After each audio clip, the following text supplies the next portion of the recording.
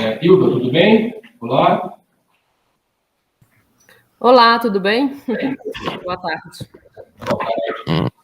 Enquanto a gente vai começar já, tá bom? Enquanto você se organiza aí, vamos começar com o trabalho da Selma Lúcia, da Jordânia Lira, Thalita Almeida, que é Agir em Competência e o trabalho das secretárias dos programas de pós-graduação, estricto senso, na Escola Nacional de Saúde Pública da Fiocruz.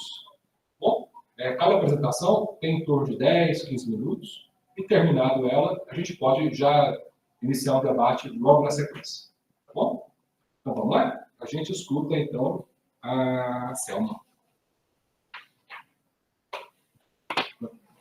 Boa tarde, desculpa. Meu fone estava desligado.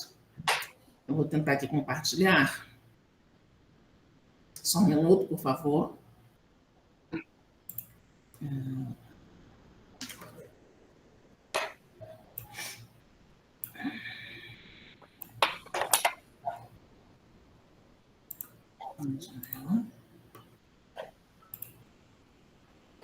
Já dá para ver aí?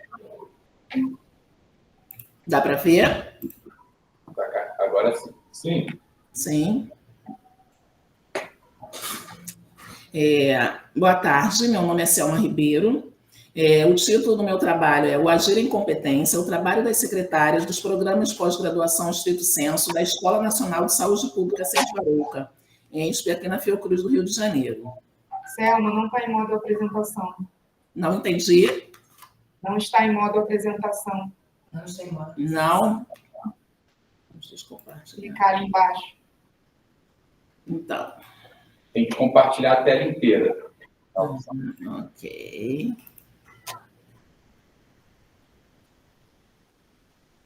Ok. Compartilhar. Tela inteira.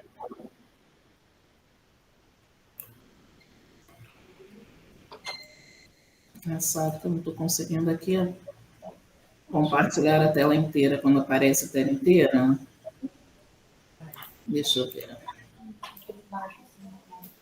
Ó, não tá indo. Só está indo janela, não está indo tela inteira. Só está indo janela. Vou passar aí atrás de novo. Oi. Entra e sai de novo da sala. Fecha a sala? Não, tenta compartilhar a janela, Selma, mas em vez de botar em modo apresentação, tenta passar. Sim, passar os slides, né? Sem ser apresentação, ok.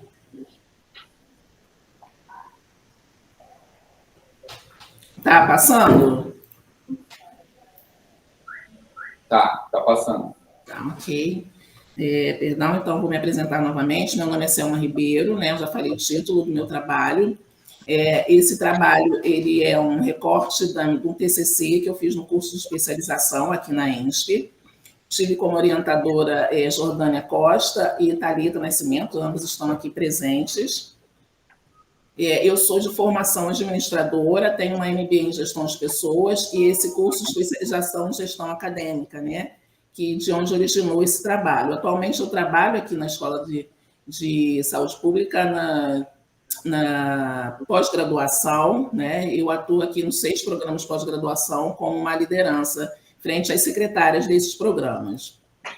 O objetivo desse trabalho era identificar os elementos para um agir em competência nos trabalhos envolvidos por essas secretárias que compõem esses programas de pós-graduação aqui da ENSP.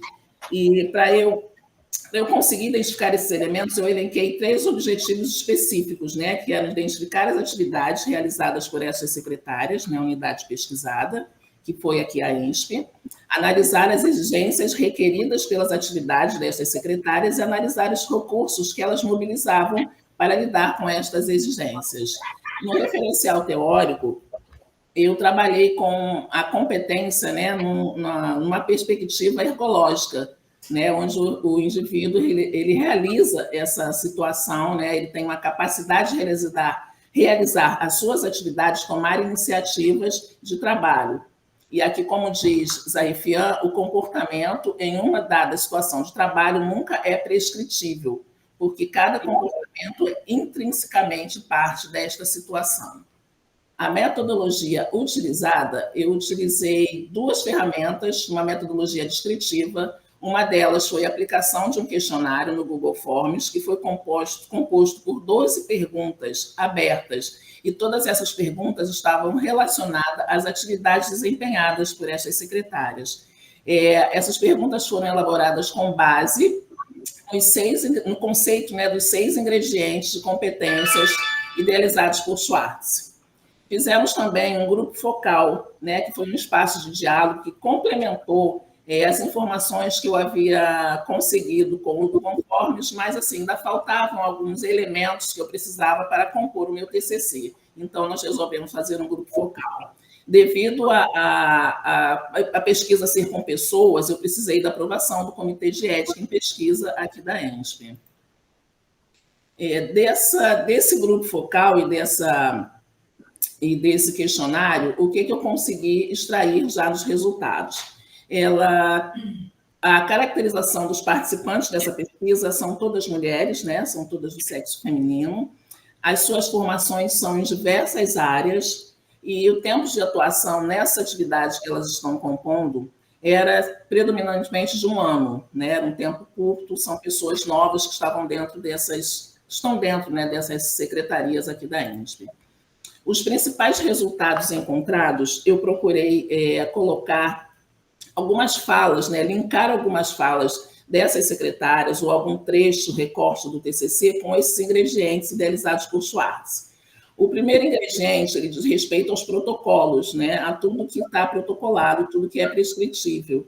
Então, aqui nós temos os regimentos institucionais, os regulamentos dos programas, as portarias, que dão uma direção para essas secretárias poderem fazer algumas atividades de trabalho. Porém, nem todas as atividades aqui do dia a dia elas são protocoladas. Ali tem um trecho dizendo que os tutoriais, uma secretária, né, relatou que os tutoriais ela foi construindo aos poucos, né?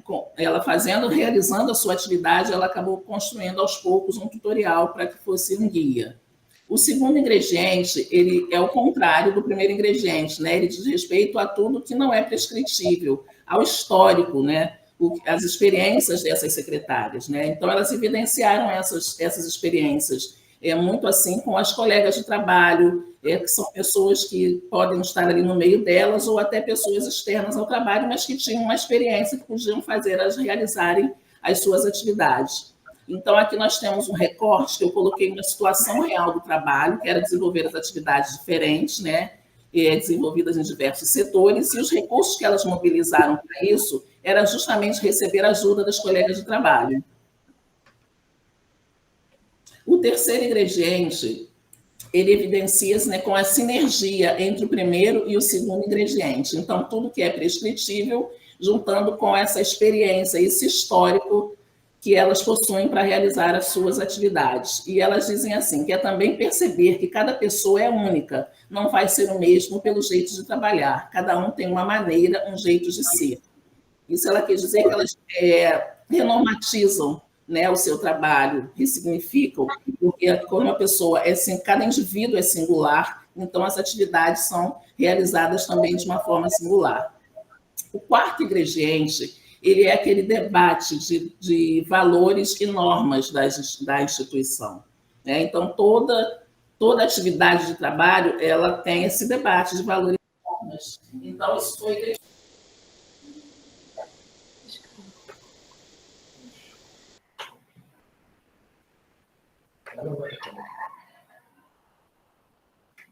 Coisa.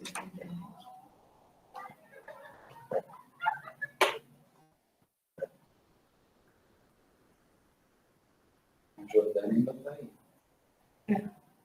Jordânia, a tela da Selma caiu. Vê se ela não consegue fazer pelo seu da Invent, ou se ela já consegue voltar.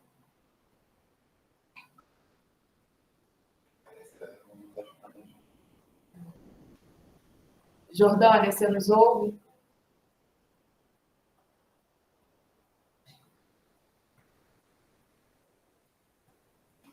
Talvez escrever no chat para ela.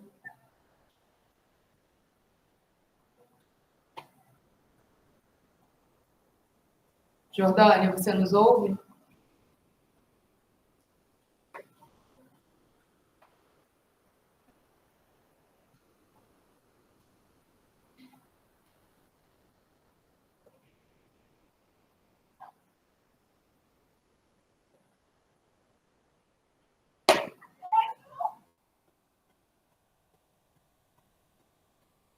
A apresentação está no outro computador, não parece. Então, mas a Selma está no computador e a Jordânia está no laptop. E a apresentação está no computador. Vai ter acabado de cair o computador. Não, o computador é o da sala.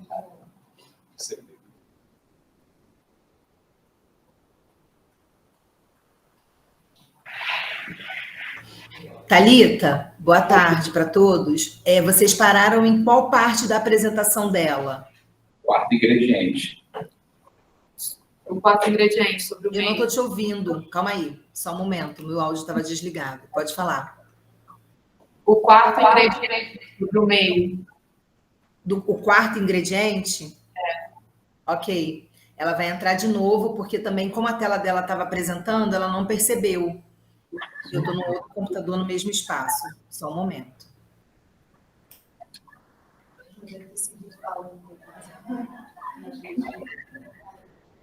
Agora, fala comigo. Oi, voltei. Dá para ver?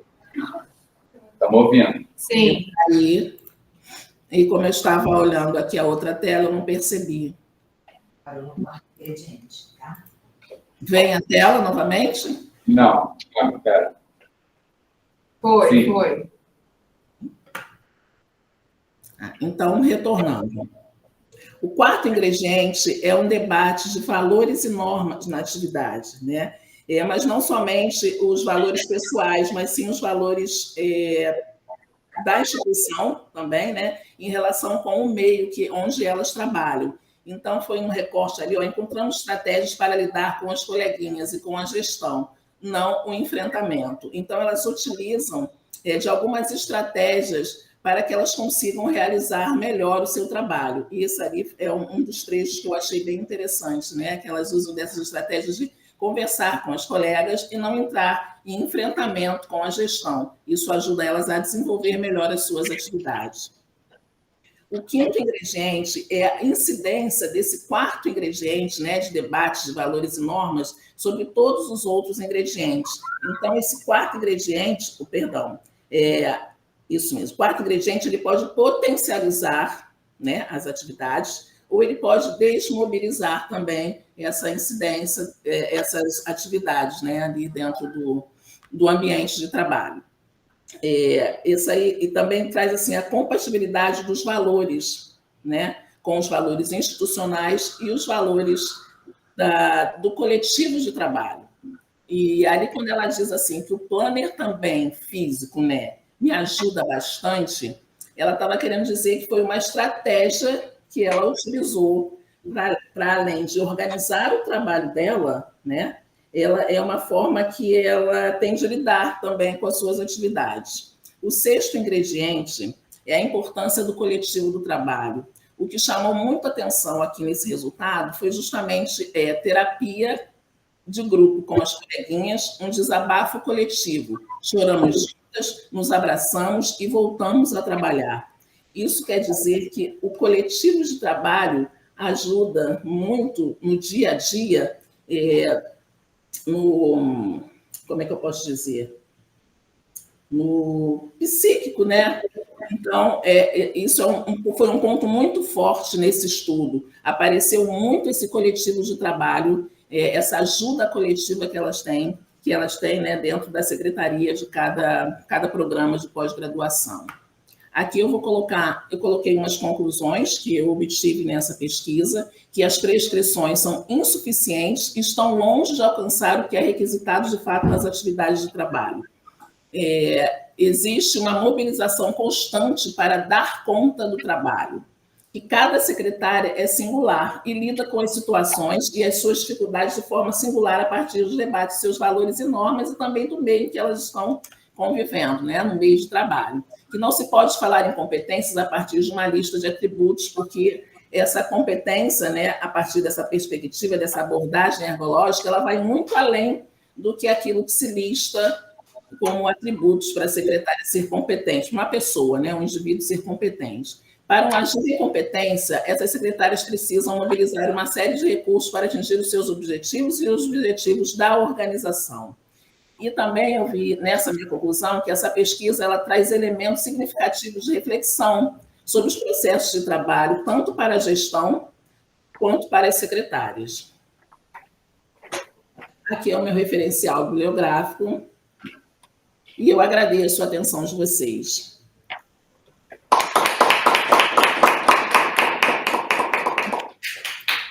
Bom, obrigado pela apresentação, Selma. A gente pode debater um pouco, dialogar um pouco sobre o trabalho que foi feito. Vocês todos se conhecem? Não, eu não conheço.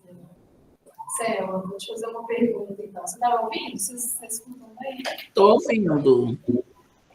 Parabéns pelo trabalho.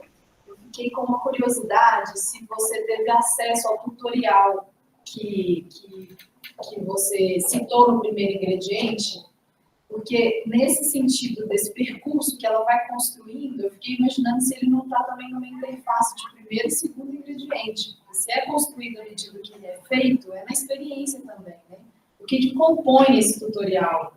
Se você teve acesso a esse conteúdo, e se ele também, né, não pode estar permeado por outros ingredientes mesmo. Sim, acesso eu tenho, porque como antes de eu ser líder, né, de equipe dessas secretárias, eu fui uma secretária de um desses programas de pós-graduação. Então, eu também passei por essas situações de chegar no meu setor, eu já estou aqui há alguns anos, e não encontrar, né, um tutorial, não encontrar um POP, um passo a passo das atividades. Então, eu também sou essa pessoa que realizei alguma atividade e fui construindo alguma coisa para eu ter para mim mesma, né? E para as pessoas que viriam depois de mim. Então, sim, tive acesso, eu tenho acesso, na verdade, a todos os documentos que compõem hoje a pós-graduação. Posso comentar? Faz total sentido isso que você está colocando, porque a Fernanda é da Fiocruz de Minas Gerais, tá? Porque, sim, tem essa relação, né, que é dialética entre o que é codificado e a experiência e como se tenta decodificar a experiência, né? Então, o prescrito, ele é diferente do real, mas faz parte, né? A gente sabe que o prescrito ele é fundamental, ele é base, ele é a partir do prescrito que o trabalhador ele consegue renormatizar, inclusive tendo mais segurança. Então, quanto mais apropriado ele é do prescrito, mais ele tem condições para renormatizar, né? Com mais segurança, analisando melhor os riscos, né? Para tomar a sua decisão. Então, tem essa tentativa de, né, o objetivo, na verdade, e é uma coisa que a Jordânia coloca muito, por exemplo, nesse papel da gestão de estar aperfeiçoando o prescrito, né, de estar justamente fazendo, e vai ser sempre diferente, vai ter sempre uma distância, mas sempre tentar colocar esse prescrito mais próximo do real, né, e isso só pode acontecer a partir desse encontro com a experiência das trabalhadoras, né, quer dizer, e delas próprias, né, analisarem o seu trabalho e conseguir fazer esse processo de decodificação.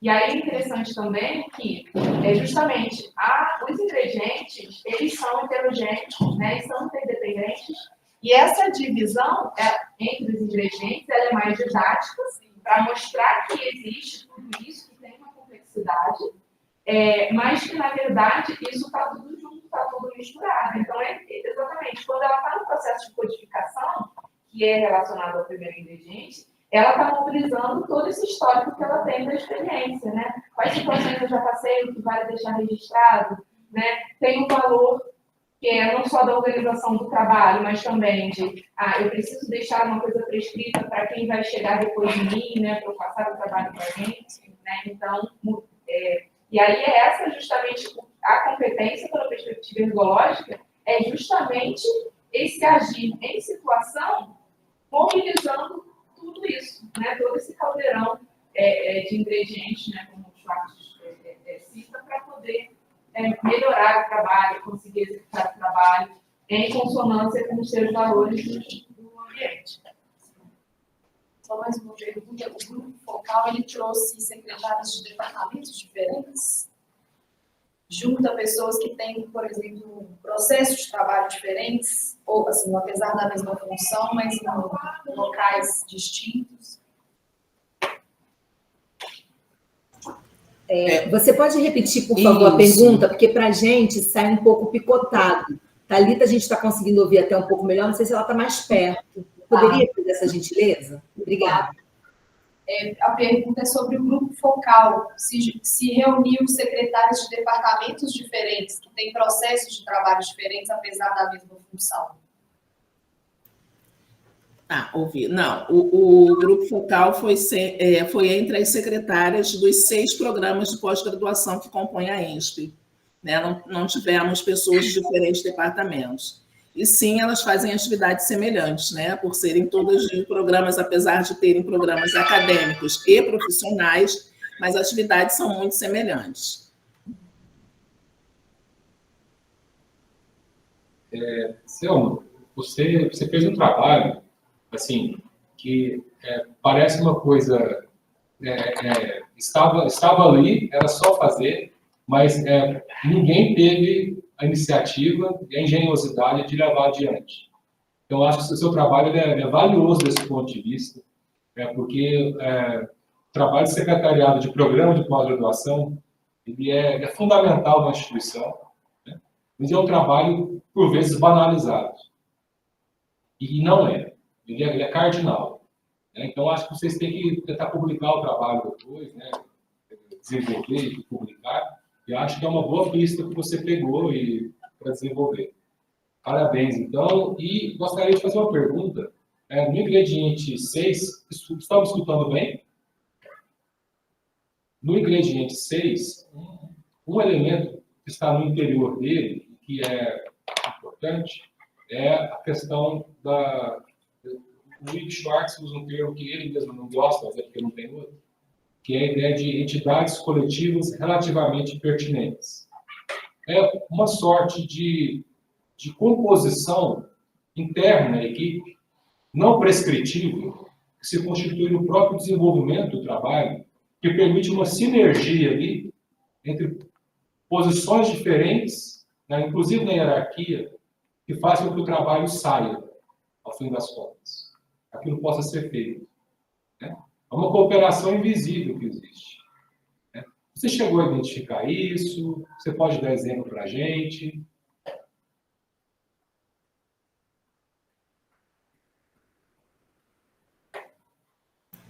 Um exemplo das diferenças das entidades coletivas relativamente pertinentes.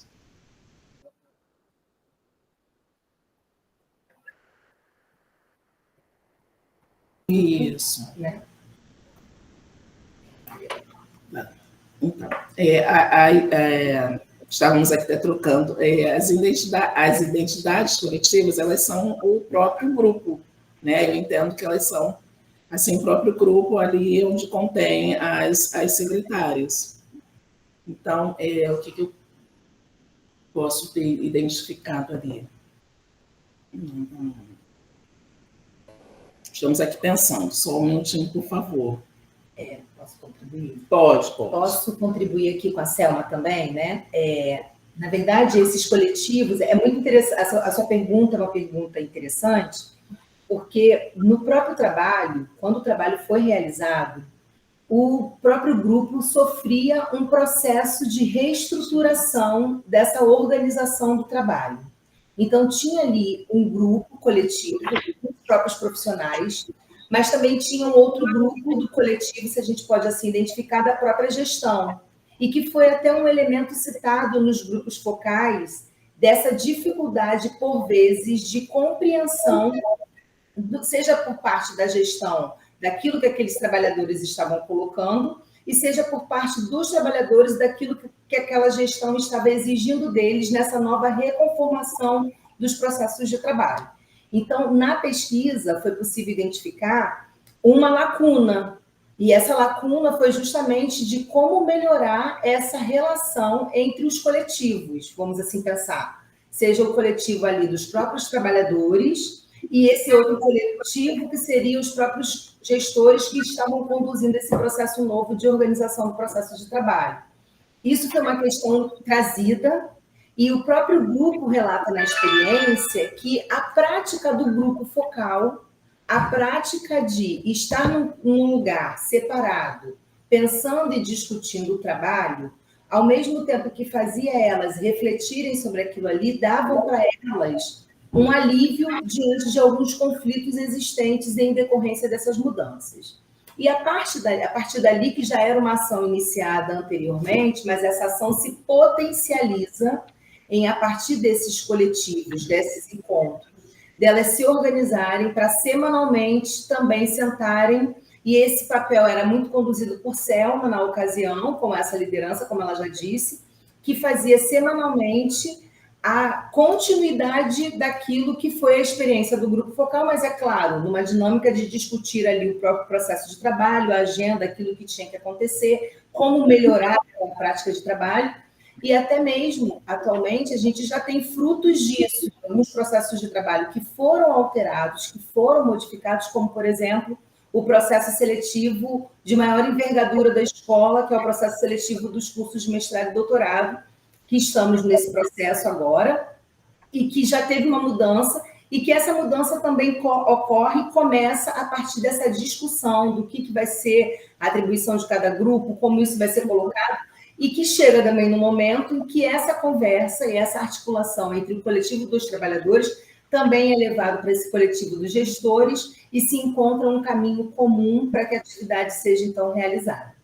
Não sei se respondemos à altura ou aquilo que o professor gostaria de ouvir, mas pelo menos a gente traz aqui um pouco do que foi a nossa experiência nesse trabalho, né? E dos coletivos que a gente identifica. Esse coletivo, sim, muito mais presente nos trabalhadores, e um coletivo também de gestores que tem uma relação, inicialmente, não necessariamente da melhor maneira possível, mas a gente percebe também uma certa modelagem dessa relação no decorrer do tempo. Dentro dessa lacuna que a Jordânia cita, né, que há entre o coletivo das trabalhadoras e da gestão, eu até sugeri, né, foi uma sugestão dentro do meu TCC, que houvessem espaços de diálogos entre esses diferentes coletivos, né, porque elas citam muito essa dificuldade na conversa com gestão, com coordenadores, né, por N motivos. Então, a sugestão é que tivéssemos espaços de diálogos entre esses coletivos para que pudesse fluir melhor, né, as atividades, porque quando eles estiverem alinhados, né, tanto coletivo de trabalho quanto das trabalhadoras quanto da gestão, eu acho que flui melhor.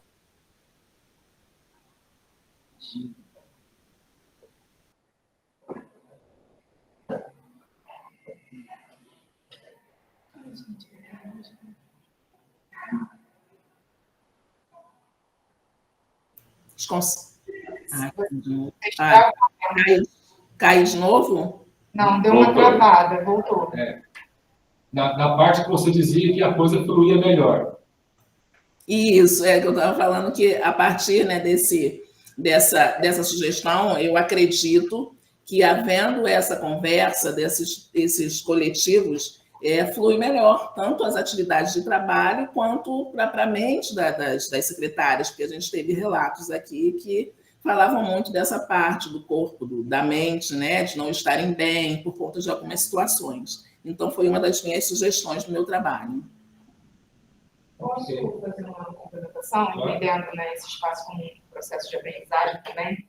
Né? Então, as entidades coletivas relativamente pertinentes, né, que de forma sintética a gente diz que o sexto ingrediente se trata do coletivo, né, essas entidades elas não são formais, né? Então, elas não têm um delineamento preciso, né? Não é uma configuração precisa e que existe a todo momento, como, por exemplo, as secretárias acadêmicas, elas estão ali, elas têm uma função, então, elas têm esse coletivo bem delineado, por conta da característica do trabalho delas, né? É um coletivo formal de trabalho. Assim como os gestores que vocês se referem, né? Então, essas secretárias de pós-graduação, elas ficam subordinadas à vice-direção de ensino da escola, né? Então, essa vice-direção de ensino que, por exemplo, está que demanda esse processo de reestruturação que elas comentaram como um exemplo, né? Então, tem uma demanda que muda radicalmente a organização do trabalho dessas profissionais. Mas também esses gestores estão dentro da formalidade, né? Estão dentro dessa estrutura organizacional formal, né? E quando a gente fala de entidades coletivas relativamente pertinentes, a gente fala também de todos os outros atores que, dentro de uma atividade específica, singular, precisam ser acionados para dar conta do trabalho e que não necessariamente são formais, né? Podem ser informais, pode ser um acionamento que você faz ali singular para aquela atividade e que você não vai ter uma relação regular com aquele ator. Essas relações podem ser construídas das mais diversas formas possíveis. Então, por exemplo, na Fiocruz nós temos diversos espaços que permitem muito essa construção de entidades coletivas de uma forma assim, muito original. Por exemplo, nós temos transporte da instituição, né? E aí, no transporte, tem pessoas de várias unidades, de vários setores, e muitas vezes você resolve problemas de trabalho ali. Você tem academia, as pessoas se encontram e resolvem ali os problemas, né? Enfim, tem vários espaços que permitem essa articulação e a organização a construção dessas parcerias inéditas de trabalho, né? Mas, inclusive, nós temos esse grupo de secretários precisa se relacionar continuamente com diversos atores. Por exemplo, elas têm que responder a CAPES, então muitas vezes precisam acionar. Então, as entidades coletivas muitas vezes até se referem a grupos que estão fora da instituição, né? A pessoas que estão fora da instituição. Então, quando precisa acionar a CAPES, né? É um movimento que precisa ser feito dentro de uma atividade ali específica de trabalho. Quando elas precisam organizar a formatura dos alunos, né? Você precisa acionar a direção para decidir uma série de coisas, né? Inclusive, elas falam, né, de que as atividades que exigem mais delas são quando elas precisam acionar outros setores. Quando elas precisam justamente se articular, por exemplo, com alguém que é fora da instituição para resolver uma questão financeira de financiamento da extensão, por exemplo. Então, essas dentro do trabalho, né, fazendo essa análise das diferentes atividades, que são inúmeras e bem diversas, esses coletivos justamente relativamente pertinentes a cada atividade singular, eles aparecem e se expressam dentro desse trabalho da CEL. O regime delas é estatutado? São todas seletísticas, todas terceirizadas. E aí tem aí também uma questão da precariedade dos vínculos e que influencia, inclusive, essa relação com os gestores, né? Nessa relação hierárquica. E isso traz elementos também para a discussão, quando a gente fala de competências pela abordagem antropológica, a questão, né, de como que era a discussão da temporalidade, que eu queria ouvir do trabalho, que é assim, como que se transforma toda essa experiência em patrimônio quando se tem um vínculo precário, onde essas trabalhadoras têm uma rotatividade, são realocadas também com uma certa frequência. Não, sai daqui do financeiro, vai fazer outra atividade, sai daqui e coloca ali. Então, como que você mantém o diálogo para manter essa atividade, né, sendo desenvolvida com os objetivos de eficiência, de qualidade, etc., quando se tem um vínculo precário na instituição? Só um comentário assim rápido, também para ajudar entender essas entidades, né? Teve uma startup que eu estudei que eles traziam que a pausa para o café e para o cigarro era esse encontro de diversos setores e havia-se essa troca, esses acolhimentos, esses processos também assim de trabalho, né? De um às vezes ajudando o outro ali num momento informal, né? O que poderia ter sido ali um e-mail, uma reunião, um cigarro, um café, né? Conseguiu ali se resolver.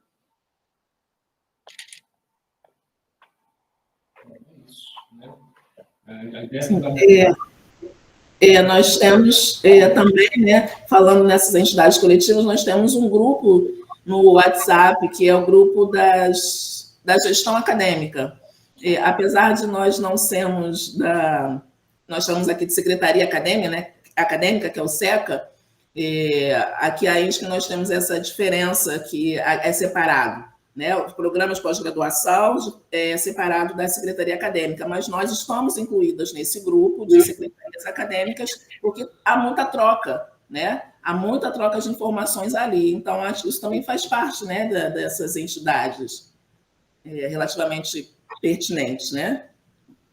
Último comentário, só para fechar, desculpa pelo tempo, mas para dialogar com a Fernanda, é que é interessante também. A Fiocruz, como ela é uma instituição muito grande e ela está em vários estados, a construção de redes é uma questão muito importante também para o desenvolvimento desses trabalhos. Não só para as secretárias, né, nessa atividade da pós-graduação, como, por exemplo, no meu trabalho que eu faço sobre os profissionais de gestão de pessoas e em diversas outras atividades, que é o fato deles estabelecerem coletivos, né, então, que conversam das secretárias da ENSP com as secretárias de outras unidades e com as secretárias das unidades que ficam em outros estados. Inclusive, hoje, se conversando sobre pessoas dos outros estados fazendo esse curso de especialização em gestão acadêmica, delas irem para outros estados para ter essa troca de como vocês fazem aqui, né, e ter essa potencialização da atividade a partir da reunião de um grande coletivo que é interregional. É super interessante. Criar um grupo de WhatsApp, talvez, né, assim, interregional também pode ser interessante, né? Ainda mais para distâncias geográficas, né?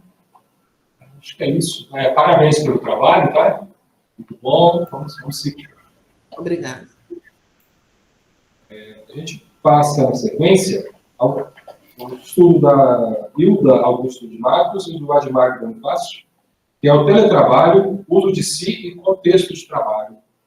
A gente te escuta, Hilda. Ou então, boa tarde. Deixa eu colocar aqui no modo apresentação.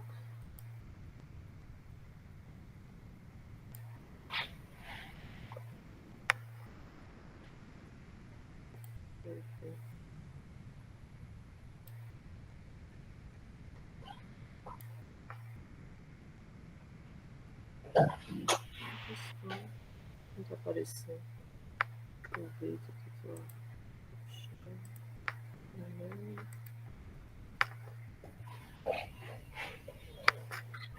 vou tentar aqui de novo.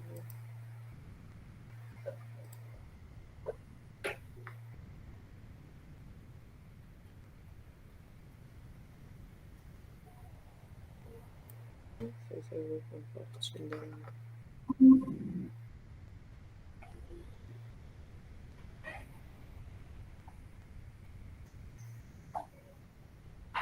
Vocês estão vendo a apresentação?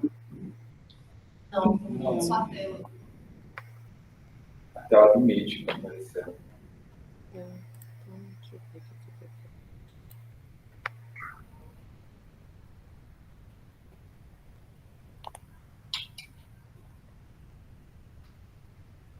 Deixa eu ver. Tá no PowerPoint aqui. Não tá aparecendo para mim.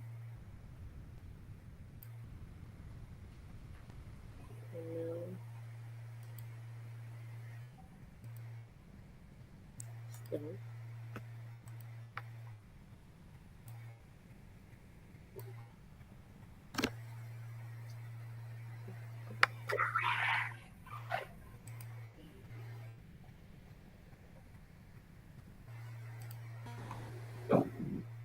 não conseguir, ela pode enviar.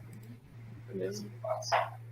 E um compartilhamento de tela que eu acho que funcionou na questão do papo.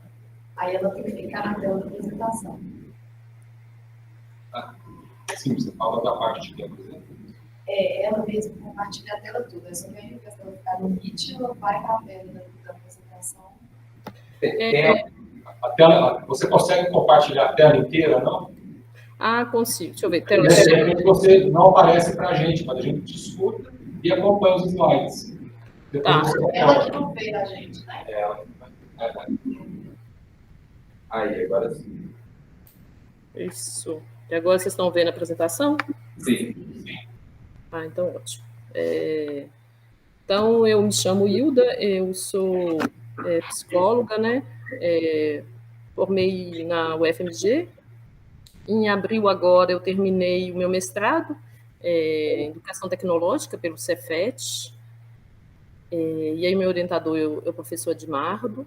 E eu fiz essa pesquisa no IFMG, né? Sobre o teletrabalho, o uso de si e o contexto de trabalho. Então, o teletrabalho ele tem um surgimento em 1857, né? E na década de 70 surge nos Estados Unidos o termo telework. Ele tem nesse contexto aí, ele vem nesse contexto de acumulação flexível, né? E crise de petróleo, que apesar dele ser antigo, né? Assim, o surgimento dele, ele tem esse aumento, a questão da crise do petróleo e dá uma impulsionada nessa questão do teletrabalho. As inovações tecnológicas na década de 80 também, né, que permitem a comunicação, rede, internet. A pandemia de Covid de 2019 meio que empurra um pouco mais a questão do teletrabalho para as organizações, né, como forma aí de manter o distanciamento social. E aí, essa pesquisa a gente procurou entender como que esse novo contexto de trabalho, né, pensando aí os trabalhadores na sua residência, né, a residência se torna um ambiente de trabalho, como que esse novo contexto de trabalho interfere, né, nessa rotina diária do trabalhador, como que ele lida com tudo isso. E aí o contexto de trabalho, a gente pegou uma escala, né, do contexto de trabalho, que abarca aí a organização do trabalho, as condições de trabalho e as relações socioprofissionais. Essa escala é do ITRA, né, da Ana Magnória, que é uma escala que avalia, então, esse contexto de trabalho.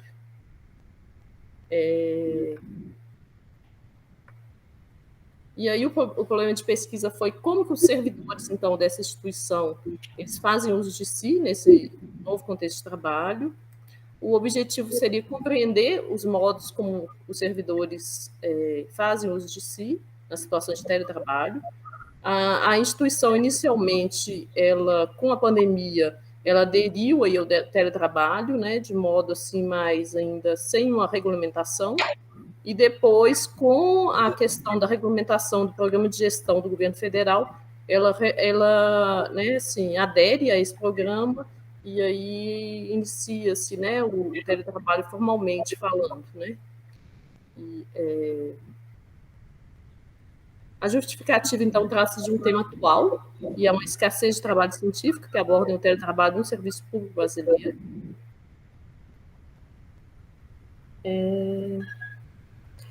O referencial teórico, então, abarca aí tanto as questões do teletrabalho quanto da ergologia. A Organização Internacional do Trabalho, ela tem como conceito aí do teletrabalho como uma forma de trabalhar em local distante do escritório central, o centro de produção, permitindo uma separação física e implicando recurso a uma tecnologia facilitadora de comunicação. E se a gente pensar aí na legislação brasileira, na reforma de 2017, o teletrabalho também entra, né, sendo regulamentado, e aí abarca aí a questão da CLT. Né? Então, o programa de gestão seria do governo federal mais para as instituições públicas. No referencial teórico, muitas abarcam muito essa questão de pontos positivos e negativos do teletrabalho. né? Os pontos positivos é apontado a flexibilidade de horários, autonomia, menor tempo de deslocamento, maior contato com a família. E pontos negativos seriam conflito do trabalho e família, né? O conflito entre trabalho e a família, o baixo desenvolvimento, porque muitas vezes o servidor, no caso, o servidor aqui, ou o trabalhador, ele não é visto, então ele meio que não consegue um aumento aí na carreira, né? Uma questão, quando a gente pensa mais até a questão da iniciativa privada, né? Então, como ele não é visto, então ele tem aí um baixo desenvolvimento profissional. Falta de infraestrutura, né? Isolamento social e aumento de gastos. A ergologia, então, ela entende a atividade de trabalho como seria um debate de normas realizado pelo trabalhador, de acordo com suas normas e as normas do meio. Para a ergologia, o trabalho é sempre realizado na forma de uso de si, né? O trabalhador é convocado aí a fazer um posicionamento frente às normas que surgem, e esse uso de si é sempre de maneira singular. Ele, então, realiza renormalizações, né? Em um meio cheio de normas e regras, o trabalhador precisa renormalizar para conseguir realizar a atividade de trabalho. As normas antecedentes, então, não seriam suficientes. A metodologia, então, foi uma pesquisa qualitativa, exploratória e descritiva, né? Foi feito um estudo de caso. O sujeito da pesquisa são 59 servidores técnicos administrativos de um Instituto Federal de Educação. E aí os instrumentos utilizados foram questionários e entrevista, né? Semi-estruturada. Os resultados, o questionário que foi aplicado, ele tinha 3 partes, né? Um era para levantar aí o perfil socioprofissional dos participantes. Então, como resultado, surgiu que a maioria são adultos jovens, né, de 30 a 45 anos, do sexo feminino, de cor branca, casadas, que não tinham filhos e escolaridade em nível de pós-graduação. O que assim, coaduna com a questão que a gente viu no referencial teórico, geralmente as pessoas que, de acordo com a pesquisa do IBGE, as pessoas que na época da pandemia estavam em teletrabalho eram adultos, jovens, nessa faixa etária do sexo feminino. Além, então, desse perfil, a gente aplicou também a escala para entender aí como esse novo contexto de trabalho, né? E aí foi calculado aí as médias, né? A organização do trabalho e as relações socioprofissionais deram uma média ruim, né? Assim, como insatisfatório, né? Ou seja, precisaria de melhorias. E as condições de trabalho já foi como satisfatório. Mas aqui tem uma crítica, porque as condições de trabalho, né, questão do mobiliário, questão dos equipamentos e tudo, isso é fornecido pelo servidor, né? O servidor teria que estabelecer, organizar um espaço na sua residência, adquirir materiais, adquirir mobiliário, adquirir os equipamentos para poder montar uma estrutura de trabalho na sua casa. Que isso já é colocado, né, no programa de gestão. E a questão discursiva, né, o servidor poderia colocar, além das questões que foram perguntadas, o que mais ele queria falar a respeito do teletrabalho. E aí a maioria colocou essa questão de pontos positivos e pontos negativos, né? Os pontos positivos seriam uma maior produtividade, melhor organização do tempo, ficar mais à vontade em casa, qualidade de vida, maior tempo com a família. A questão do menor tempo de deslocamento e redução de gastos ficou controversos, né? Algumas pessoas relataram que sim, outras não. Alguns servidores estavam em teletrabalho parcial, então algum dia da semana ou algum momento do dia eles teriam que se deslocar até o campus, né? Então, assim, essa questão de menor tempo de deslocamento não surtia efeito para essas pessoas. Redução de gastos, inicialmente, a questão do auxílio transporte era, né, ele recebia proporcional, então, muito dos gastos com transportes era feito pelo servidor, então não teve essa redução de gastos. Além disso, ele teve que adquirir equipamentos para residência, então não se viu assim, redução de gastos, né, para alguns servidores. E pontos negativos, dificuldade da chefia estabelecer metas, né, os servidores relataram isso, que muitas vezes tinham dificuldade da chefia em gerenciar as equipes, né, gastos a cargo do servidor, autocobrança, né, as pessoas se cobravam muito por estar em casa, então teriam que produzir mais, teriam que provar a todo momento que estavam trabalhando, né, diluição entre tempo de trabalho e lazer, né, então às vezes, recebi uma mensagem pelo WhatsApp, estou no momento de trabalho ou não, eu tenho que responder ou não, mesmo estando fora, às vezes, do horário estabelecido, né?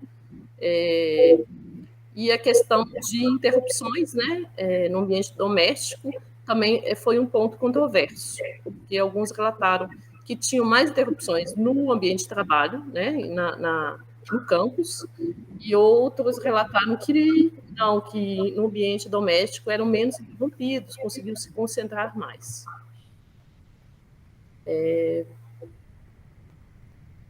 E aí, na questão da ergologia, a gente percebeu que as relações intersubjetivas, ela parece muito essa questão da flexibilização do tempo, né, que permite que o servidor faça ali o uso de si da melhor maneira, às vezes de ter um tempo maior com a família, fazer uma atividade física,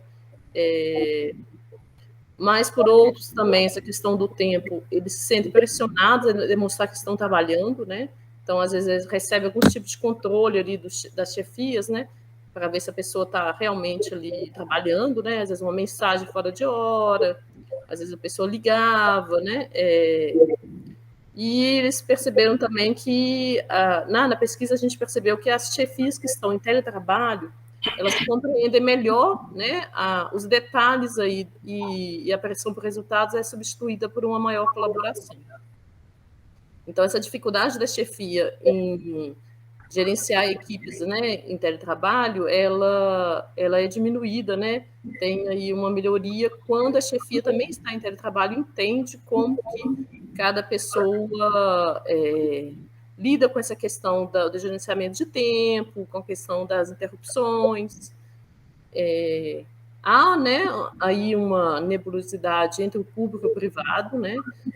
Então, o trabalho faz desaparecer as fronteiras de espaço e de tempo entre trabalho e residência, trabalho e não trabalho também. O teletrabalhador precisa gerir essas fronteiras, então, a todo momento, ele precisa ali meio que se colocar também limites, né, de se está trabalhando ou não está trabalhando, se vai responder tal e-mail ou não. O uso de smartphones pessoais, aplicativo de mensagem, deixa o servidor sempre disponível, e a exigência de se trabalhar mais. Alguns servidores relataram isso, olha, quando eu estou em teletrabalho presencial, eu bato meu ponto, saio dali e acabou, né? Já está muito demarcado. Em casa, no teletrabalho, às vezes eu recebo mensagem pelo smartphone, né, que é o número pessoal, e aí eu respondo, não respondo, ou recebe um e-mail, responde, não responde, fica meio nebuloso, né? Isso não fica muito claro.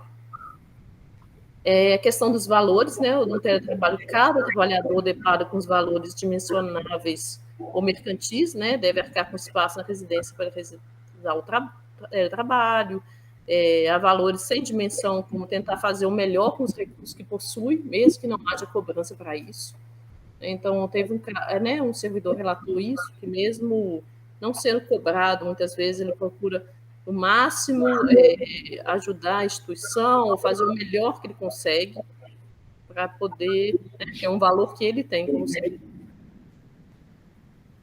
Então, assim, no final, aí a gente percebeu que tem uma dificuldade dos gestores em gerir as equipes em teletrabalho. Quando há uma relação de confiança entre gestor e teletrabalhador, favorece o autogerenciamento do trabalho, né, pelo teletrabalhador, e redução de controles. E esse estudo permitiu ir além das vantagens e desvantagens, né, que geralmente aparecem nas pesquisas, né, conhecendo melhor aí os usos que os teletrabalhadores fazem de si no teletrabalho. Bom, é isso, minhas referências, agradeço.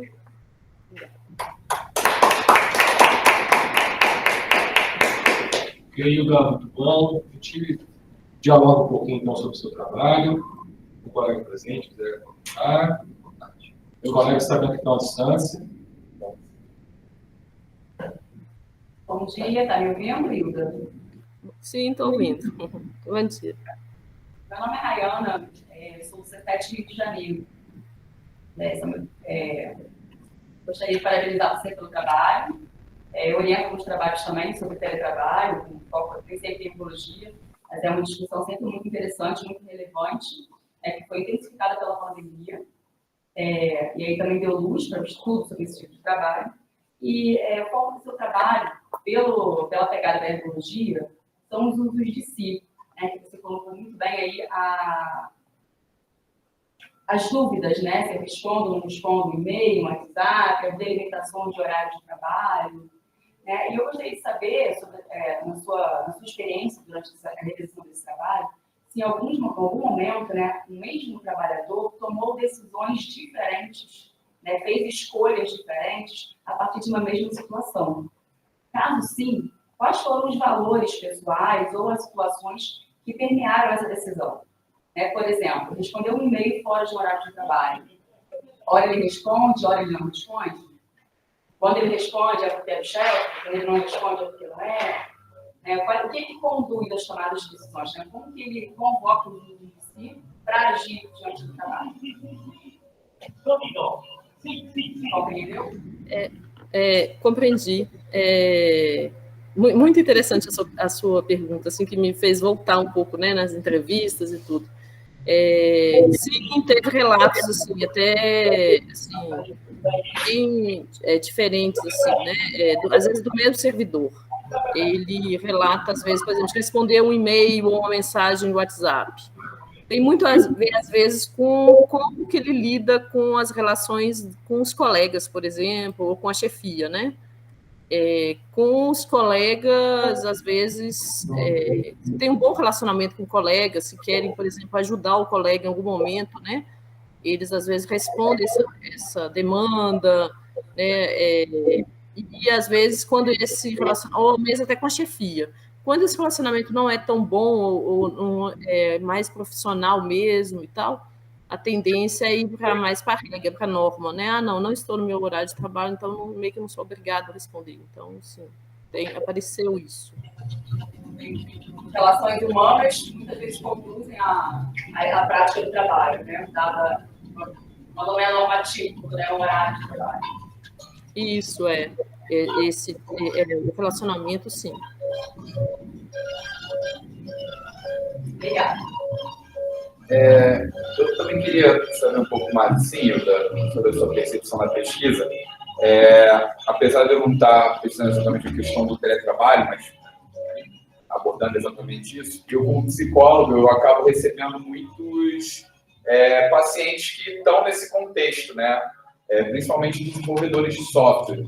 E eu percebo, assim, na fala deles, no contexto que eles trazem, que antes da pandemia eles tinham aquele trabalho presencial, e aí com a pandemia, né, começaram a realizar o trabalho deles que poderia ser feito totalmente, né, pelo teletrabalho, mas ao mesmo tempo veio o adoecimento, né, eles vivenciaram ali uma questão de adoecimento e buscaram o atendimento psicológico exatamente por causa disso. E quando eu vou analisando esse contexto que eles vão trazendo, eu percebo exatamente tudo isso que você traz, essas questões de responder fora do horário de trabalho, não, às vezes, ter um horário de trabalho muito bem definido, e questões também com a família, de, é muito bom eu poder estar almoçando com meu filho, mas também é muito ruim porque meu filho está me procurando o tempo inteiro aqui, a minha esposa, minha mãe, entra num quarto sem bater, né? E tem essa dicotomia aí muito interessante que eu observo. Mas eu percebo que na fala deles, o corpo si, né, o uso de si, parece haver muito mais um dispêndio de energia deles quando é um contexto do teletrabalho do que no presencial. Eles trazem o peso de, eu tenho que acordar mais cedo, pegar um transporte público, um gasto energético ali da parte física, mas parece que no teletrabalho o gasto do corpo si, na parte mental e nessas relações de ter que lidar com isso tudo, parece ter muito mais um dispêndio de energia e o adoecimento me parece vir muito daí. Mas ao mesmo tempo que eles parecem estar muito claros disso, eles optam pelo conforto físico, né? E aí eu queria entender assim, se isso foi uma questão aí também que apareceu, se surge essa mesma dúvida aí para você. Sim, apareceu em vários relatos, né?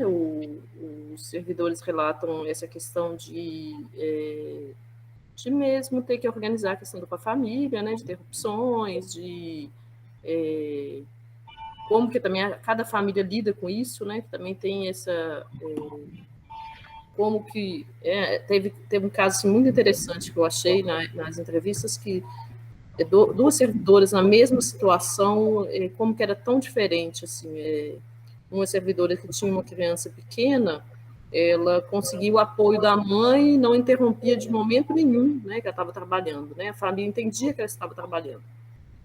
E aí outra, que também a mãe que cuidava de uma criança pequena, a mãe achava que como ela estava em casa, ela não estava trabalhando, então todo momento ficava falando para ela, não, então você fica com a criança, já que você está em casa, então, sim.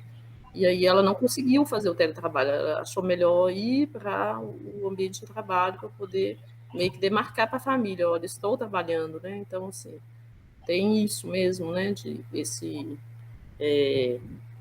Tem esse dispêndio maior mesmo, da questão, acho, mental, né? De cada pessoa conseguir lidar com isso, que no trabalho presencial isso é muito demarcado, né? O horário de trabalho, o ambiente de trabalho, tudo fica muito separado, né? E no teletrabalho isso fica tudo muito junto, né? Para algumas pessoas e dificulta bastante.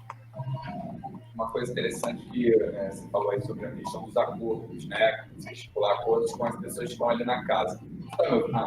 Apareceu ali. E aí um paciente trouxe até uma estratégia, assim, né? Uma renormalização de quando ele iniciava o trabalho, ele vestia o crachá, mesmo em casa. E aí os familiares já entendiam que aquele momento ele estaria ocupado. E aí, no momento de almoço, ele tirava o crachá, bota o crachá, terminou o horário de trabalho, ele tirava o crachá e ele falava, daqui em diante, não tem e-mail, não tem ligação, não tem nada que eu vá atender, porque eu já acabou ali meu expediente, né? Isso aparentemente demonstrou ali uma questão, mas aí também é curioso, porque é um paciente também que traz um momento de um trabalho presencial muito agradável. No contexto dele, ele trabalhava numa startup de tecnologia, um contexto mais jovial, assim, dos trabalhadores. E ele falava, nossa, lá a gente tinha sinuca, a gente parava para jogar videogame, a gente pedia pizza no final do expediente, mas quando fala, mas a empresa quer voltar para o presencial, parece que é um horror, né? E aí é um negócio que eu fico muito curto, assim, né, de lidar com isso, né? É um passado com um viés, uma ideia muito positiva do trabalho presencial, mas voltar a esse trabalho é muito doloroso, né? E aí eu sinto, gente, nós não somos jabutis que podemos viver a nossa vida sozinhos, sem nos interagir com a mesma espécie, sabe? Nós dependemos desse coletivo também, né? Teve uma fala parecida também de um servidor nesse sentido, né, de que ele sentia falta, né, é uma coisa que aparece muito, né, esses momentos de confraternização, essa questão coletiva, né, é uma questão que surge muito, né, tem essa perda realmente, né, que as telas e tal conseguem de alguma maneira, mas alguma coisa se perde, né, mas aí, quando se pergunta para esse servidor se ele quer retornar, ele fala que não, porque também ele gastava muito tempo para se deslocar, então tem outras, né, assim, outros aspectos, a pessoa também, quando ela faz, às vezes, o balanço, ela não quer, né, assim, tem principalmente, às vezes, um relato de muitas mulheres, né, ela está em casa trabalhando, em algum momento ela pode ir lá e colocar uma roupa na máquina, né, ela pode fazer algumas atividades, então, às vezes, essa questão fica mais flexível, né? O trabalho fica mais flexível, até as atividades domésticas, né? Consegue, às vezes, inserir algum momento ali, consegue gerenciar isso melhor do que, às vezes, perder 1 hora, 2 horas de locomoção, né? E ainda ter que fazer as atividades ainda de casa, né? Então, assim, tem isso também.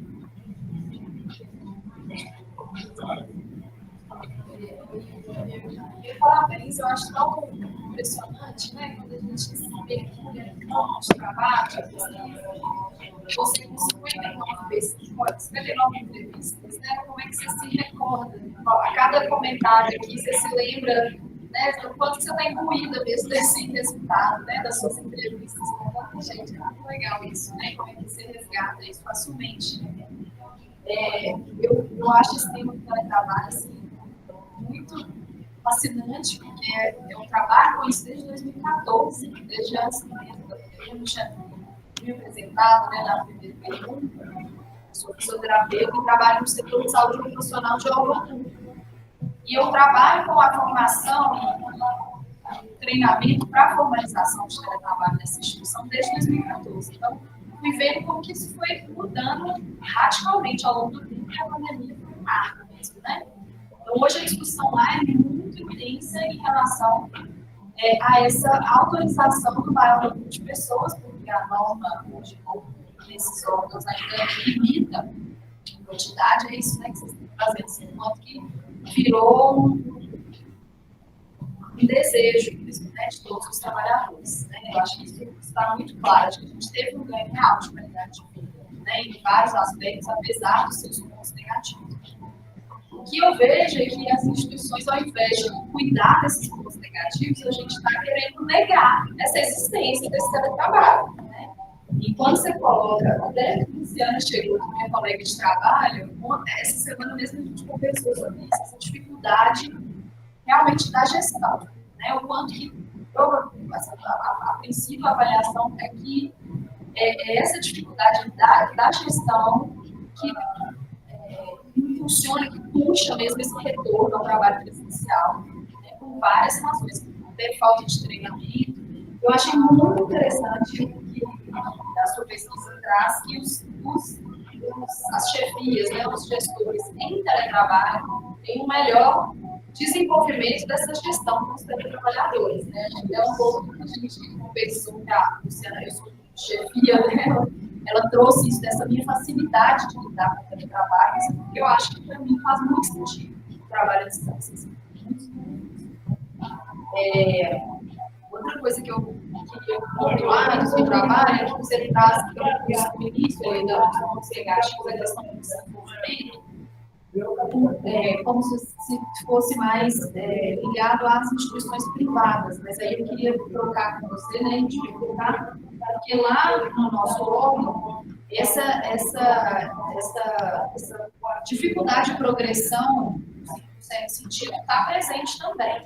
A gente tem algumas funções comissionadas, que são, né, adicionais financeiros para determinadas funções, em que muitas unidades, quem está em teletrabalho não pode receber função. É um acordo da equipe mesmo, né? Se uma coisa assim, olha, como se você estivesse ganhando essa benesse, então você não pode, né, ter esse... Não é uma normativa, né? Mas é uma prática de não conceder, né? E aí eu queria te perguntar se você, né, se aí, como vocês estão em instituição federal, se vocês também percebem que esse desenvolvimento pode ficar comprometido também, né, em alguma medida. E última pergunta, né, para te deixar dizer, a questão da desconexão, né, que acho que a gente está falando, assim, que essa fronteira borrada total, né, ela exige tanto individualmente das pessoas na organização, e aí essas estratégias, né, que o processo do crachá eu sempre dava em cursos, assim, que tive esse relato também de botar crachá e entrar, sentar, né, para comunicar para a família, criança e tudo, mas existe uma coisa que é institucional, né, que é uma mudança e um combinado que é institucional, que é cultural, né? E a gente começou a falar muito sobre direito à desconexão lá no nosso órgão e investigar mesmo as legislações, né, sobre como que até alguns países trabalham. O Brasil não tem nenhuma regulamentação, apesar de ter o teletrabalho na última revisão da CLT, não tem nada definido, né? Então, assim, a gente tem a Alemanha, alguns países nórdicos, assim, o sistema traz, se a pessoa entra e manda um e-mail fora do horário, ele tem uma punição institucional, assim, porque nem consegue acessar alguns sistemas, mas se ele encaminha uma mensagem, existe uma norma, né? E a gente tem trazido muito a legislação francesa, que é muito interessante assim, nesse sentido, porque ela não estabelece um pode, não pode, mas ela cria uma obrigatoriedade das empresas e instituições de criar o debate e a discussão para a definição de uma norma que seja específica para aquela realidade. Então, é muito interessante isso, né? Como é que isso precisa, eles falam até que o próprio diálogo, né, a legislação traz o próprio diálogo, abrir essa cultura de permitir que você responda ou não, é um pouco isso das suas decisões, você pode escolher, mas institucionalmente isso tem que estar, tipo, acomodado, né, se eu estou fora do meu horário de trabalho, eu não responder, isso não ser uma cobrança, porque existe, né, uma cobrança cultural mesmo, que é o que a gente sente no WhatsApp, né, às vezes pode ter com um amigo, pô, mas você viu minha mensagem e não me respondeu agora? Né? Então, assim, isso é uma coisa, a gente está muito caminhando inicialmente mesmo, né, gente, nessa total atravessamento de tecnologia no nosso tempo, né, então acho que a gente precisa mesmo conversar e debater e tentar criar esses acordos coletivos institucionais, né, então, enfim, né, assim, ver também se vocês também já participaram, já levaram essa discussão do seu estudo para a instituição, né, talvez os seus resultados, a sua pesquisa ser devolvida para a instituição pode ser um bom disparador mesmo dessas conversas, né. Parabéns pelo trabalho. Obrigada.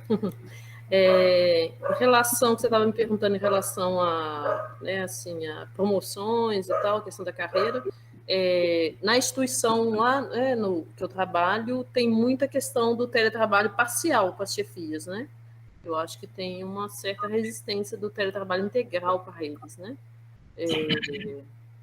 Mas existe, né? Tem acho que tem até uma certa, assim, incentivo, né? Assim, para o teletrabalho parcial, né? E isso já facilita, acho que um pouco, que a pessoa entende um pouco melhor, né? Os detalhes. A questão do assim, direito à desconexão,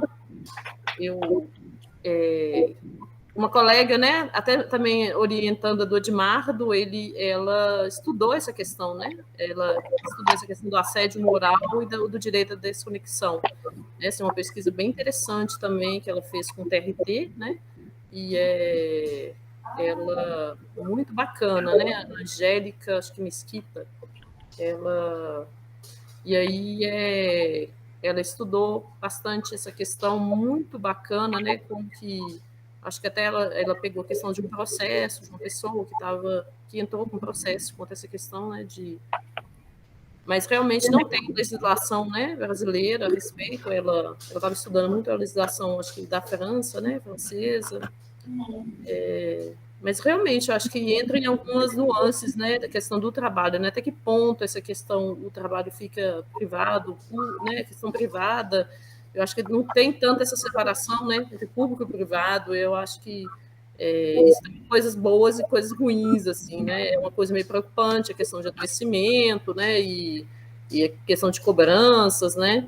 E até a questão, por exemplo, de leis, de né, horas extras, como que fica, né? Algumas empresas realmente têm esse controle maior até para não pagar horas extras, né? Então, assim... E, por outro lado, tem, às vezes, empresas que abusam disso um pouco para poder para poder, às vezes, espremer um pouco mais ali o trabalhador e conseguir, às vezes, uma produtividade maior, né? Então, assim, tem esses dois lados, assim, que é bem, assim, né? Assim, coisas que eu acho que a tendência é a gente discutir isso cada vez mais para poder, né, assim, o trabalho invadindo ali, né? O teletrabalho tem isso também, né? Invade muito a vida privada e tal, e até que ponto que né? Então, tem essas questões. Só uma observação, interessante nessa discussão pública, o Brasil não tem uma legislação específica sobre isso ainda, né? Mas se lembre que a última greve dos bancários, uma das pautas era a proibição das chefias de enviar mensagens de e-mail, WhatsApp, fora do horário de trabalho. Isso foi pauta deles. Observe que na ausência de uma legislação, ao que vem, né, top-down, né, os próprios trabalhadores se organizam em torno de questões como essa. Enfim, quer dizer, está incomodando. Fica incomodado. para mudar as coisas. Eu queria tirar uma dúvida. Você disse que foram 59 participantes, né, que preencheram o questionário, e foram também 59 entrevistas? Não, foram 10 entrevistas. 59 aí foram, né, assim, todo mundo que foi entrevistado respondeu o questionário, né, para ter uma noção, né, do que estava sendo perguntado e tudo, da pesquisa em si. E aí 10 entrevistas foram de, né, a instituição tem vários campos em lugares diferentes, então aí a gente pegou a maioria, várias pessoas de vários campos diferentes, né, assim, o máximo possível que conseguimos, e em situações também diferentes, né, tanto cargos que atendiam o público, né, estudantes e tal, quanto cargos mais administrativos, né, que seria um trabalho mais interno. Tanto que teve até uma servidora que eu achei muito interessante, que ela, inicialmente, né, no setor que ela estava, né, que é registro acadêmico, ela não poderia aderir ao teletrabalho inicialmente, mas aí eles conseguiram convencer o diretor que fariam, né, um bom trabalho e tudo. E eles tinham uma conexão, assim, eles tinham uns acordos internos e tal, uma comunicação tão boa que eles conseguiam realizar um trabalho muito bom e não tinham reclamações em relação ao atendimento ao público, nem nada, né? Então, assim, conseguiram, assim. Vocês têm um normativo interno de teletrabalho específico? Tem normativo interno, sim, tem toda a questão das... Me fugiu o nome agora, né? Tem, sim, todas as legislações internas, né?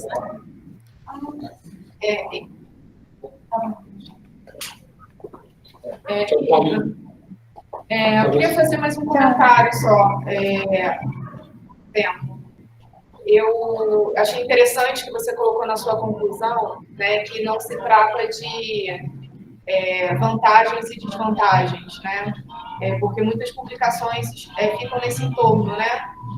Inclusive, eu fiz uma pesquisa com profissionais de gestão de pessoas da Fiocruz, e também apliquei um questionário para quase 200 pessoas. E o resultado é muito, muito parecido com o seu, assim, em relação a quais são as principais, né, vantagens, né, os pontos positivos, né, e os pontos negativos do teletrabalho.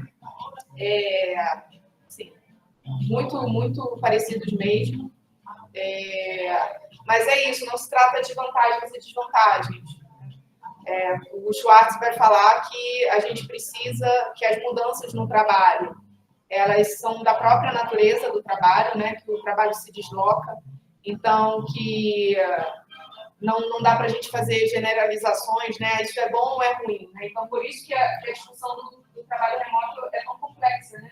Porque não se trata de o trabalho remoto é bom, então vamos colocar trabalho remoto para todo mundo, ou o trabalho remoto é ruim, então não vamos implementar. Se trata de justamente o que a ergologia propõe, que é ir ver de perto. E ver como que aquilo fica para cada trabalhador, né? Como que é esse uso de si, como que ele vai renormatizar dentro das suas possibilidades, né? Então, apesar de também meu trabalho ter chegado a esses pontos positivos e negativos muito parecidos com os seus e com outros trabalhos que eu pesquisei na época, né, nessa esfera de trabalhos administrativos, né, em trabalho remoto, que se relaciona muito aos determinantes sociais, né, se relaciona às condições de vida e trabalho das pessoas, né. A experiência do trabalho remoto, enquanto ele é positivo ou não, vai depender dessas condições que cada um tem, né, de vida e de trabalho. Então, é uma coisa que fica muito forte, né, que você relaciona, que apareceu no trabalho, essa questão de gênero. Né? Então, assim, é uma questão que impacta enormemente na experiência do trabalho remoto. Né? Então, a gente sabe que, historicamente, as mulheres são mais responsáveis pelo trabalho de cuidado, então elas ficam mais sobrecarregadas. E aí há, então, maior dificuldade nessa conciliação de tempo, trabalho e atividades de cuidado, atividades domésticas. Né? Então, elas sentem mais essa dificuldade. Então, a gente precisa discutir também essas condições. Então, assim, Se você tem uma casa em que você tem um quarto para cada um, em que você tem um escritório, em que você tem ali o seu espaço, você pode fechar a porta e, né, fazer o seu trabalho ali num ambiente mais isolado, as pessoas geralmente relacionam que é até, nossa, eu tenho mais silêncio e mais concentração para fazer o trabalho na minha casa do que no meu setor, que tem um monte de gente, que chega um monte de gente para ser atendido e fica no barulho, que eu tenho dificuldade de me concentrar. O que é diferente de uma casa, por exemplo, em que eu não tenho esses pontos assim, separados, né, onde eu tenho várias pessoas morando na mesma casa, né? Então, as condições realmente de vida da pessoa, né, condições socioeconômicas, principalmente, definem muito grandemente como vai ser essa experiência. Até nessa questão, né, que você fala, né, a redução dos custos, a percepção da redução dos custos também se dá de acordo com isso. Isso também foi uma coisa que apareceu para mim, tanto no positivo quanto no negativo, né? Então, eu tenho as pessoas que vão ter uma percepção maior de que, nossa, eu não preciso gastar dinheiro com roupa, eu não preciso gastar dinheiro com calçado, eu não preciso nem comprar mais maquiagem, sabe? Pessoas que relatam, né, essa redução desse custo, né? E pessoas que vão falar assim, não, mas já tinha uma estrutura anterior. Não, eu já tenho computador na minha casa, eu já tenho um escritório, eu já tenho uma boa internet. Eu não tive que providenciar toda essa estrutura para trabalhar por conta do trabalho remoto. Eu já tinha uma estrutura, né? Eu já tenho um custo de energia relativamente. Já contando com essa estrutura, diferente de pessoas que realmente tiveram que dar conta de ter essa estrutura toda em casa para trabalhar, né? O que difere também de órgãos que a gente sabe que, em termos legais, não foi dado nenhuma ajuda de custo, né?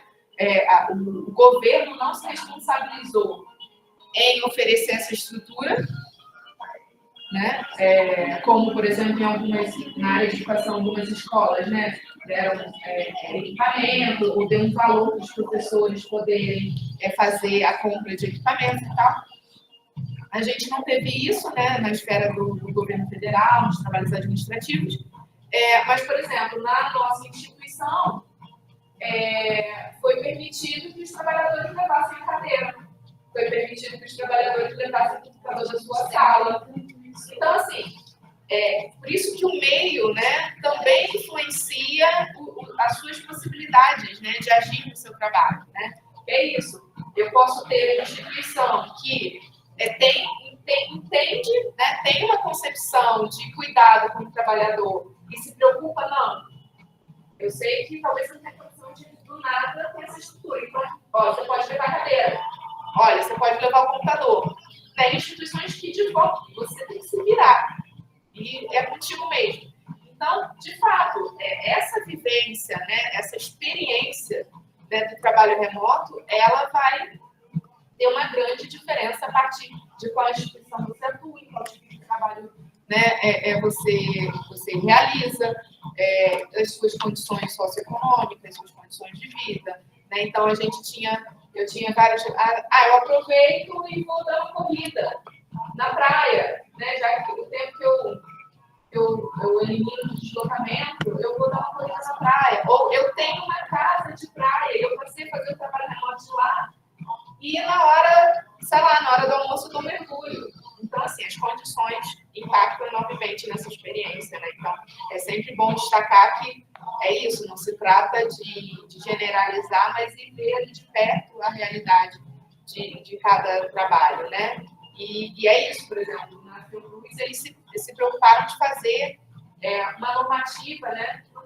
Uma espécie de cartilha, né? Da convivência com o trabalho remoto, inclusive considerando a questão de saúde do trabalhador, que geralmente é uma questão que, inclusive, né, na legislação, né, que permite o trabalho remoto, isso foi totalmente desconsiderado, né, mas a importância de que nós, os nossos órgãos, que trabalham em saúde e segurança, né, que trabalham com gestão de pessoas, precisam considerar também esse componente, né, se acidenta em casa, acidente de trabalho não é, né, de ter toda essa discussão. Isso cai significativamente no teletrabalho, né? As pessoas costumam acomodar bem o adoecimento curto, né? E você talvez usaria como atestado, então essa coisa do controle numerar quantitativo, né, de adoecimento, ele cai, como se as pessoas adoecessem menos, mas na verdade elas deixam de registrar o adoecimento, né, porque estão em casa.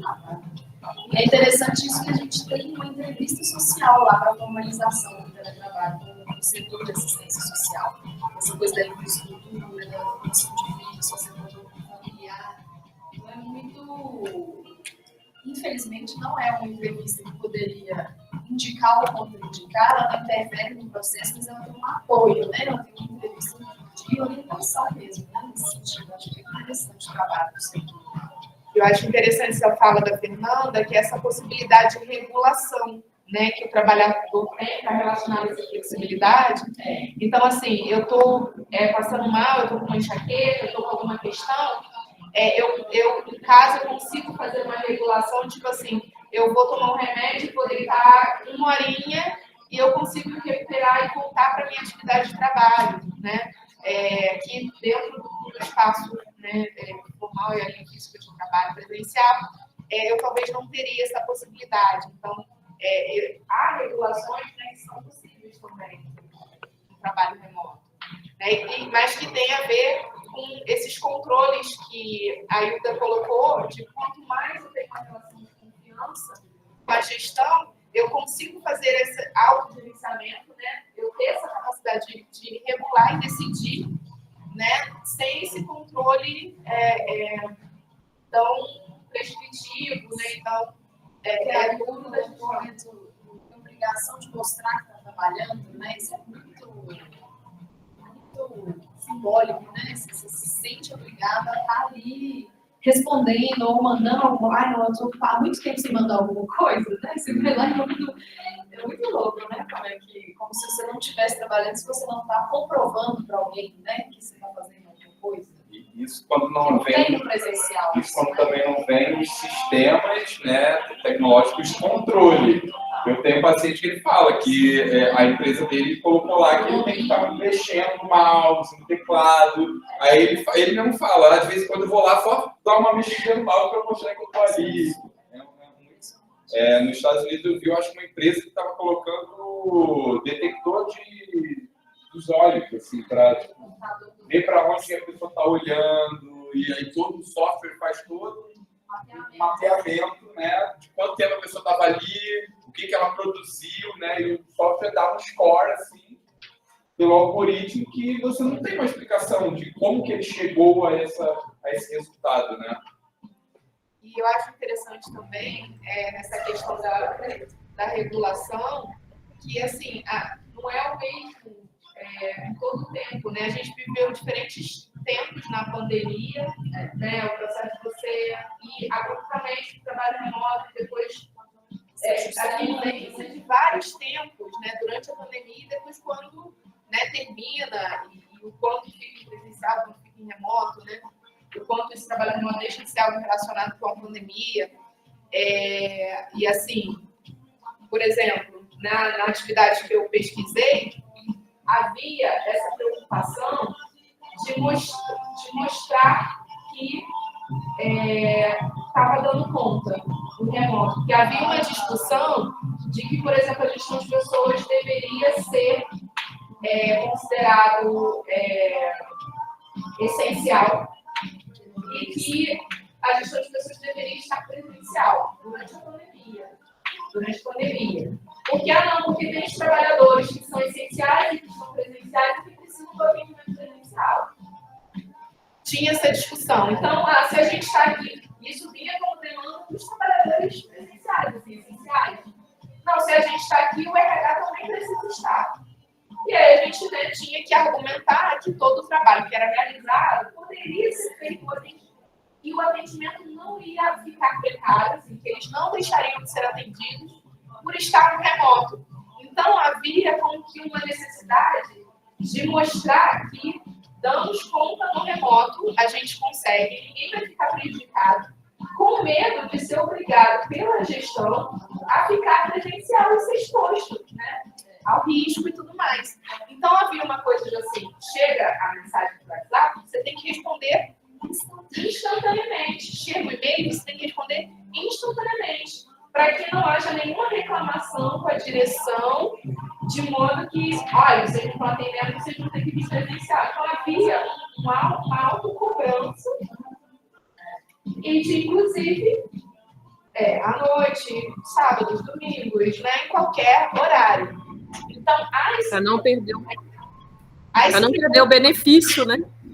Que não era um benefício, né? Que era uma necessidade de saúde e segurança, né?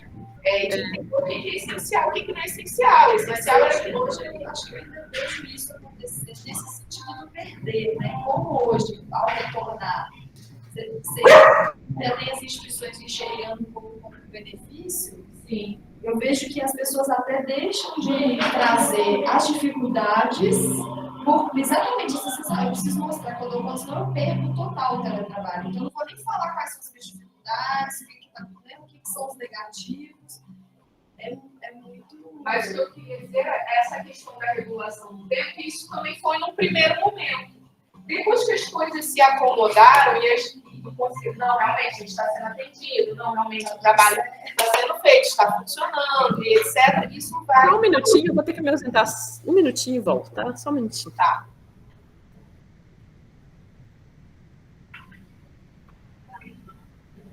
Bueno. Buenas tardes a todos, a todas. Yo, la persona que está aquí presente. Eu, particularmente, acho que o modelo melhor híbrido. Assim, eu também acho presencial.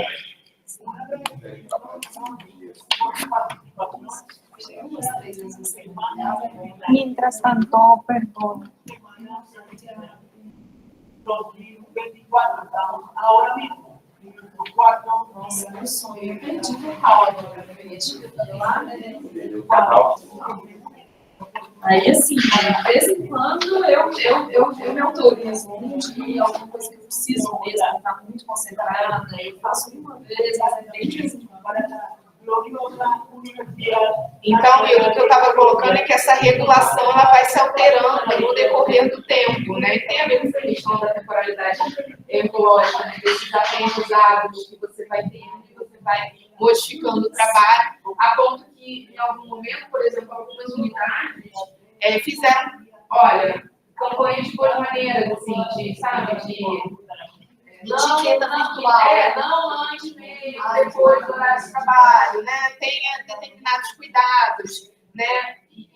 Mas isso foi em unidades específicas? Não, foi geral. Foi uma unidade ou outra, mas nesse processo, né, de regulação da unidade perceber que precisa impor um limite e aí ter uma estratégia para fazer isso, né? Inclusive, da gestora de pessoas geral, do CRUZ, né, ter o cuidado, por exemplo, de reuniões, assim, gente, está chegando meio-dia, é importante a gente parar para o almoço, porque ainda tem gente que vai fazer a comida das crianças, tá? E ter essa fala da pessoa que era responsável geral, isso faz toda a diferença, né? Então, se eu tenho um gestor validando isso, não, gente, olha, não mandem, não respondam, né? Vamos terminar uma reunião aqui respeitando o horário do almoço, isso faz toda a diferença também. Alguém tem mais algum comentário? Já são 15 para 1, vamos fechando. Quer fechar? Fazer algum comentário de fechamento?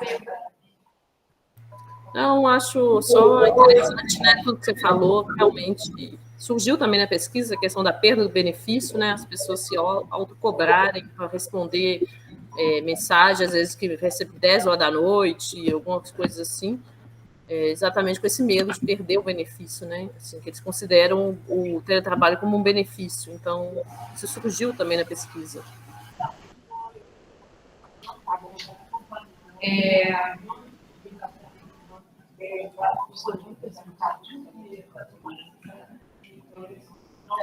O professor Wanderson, ele precisou se retirar para fazer uma apresentação em outra sala, né? Apresentar o trabalho dele em outra sala. Ele pediu para eu fazer o fechamento, então agradecer a Hilda, a Selma pelas apresentações do dia de hoje, agradecer os os presentes aqui pelas contribuições, pelas discussões, comentários, que eu achei que foi bastante rico. A gente encerra aqui a nossa sessão. Tchau. Tchau, obrigada, hein?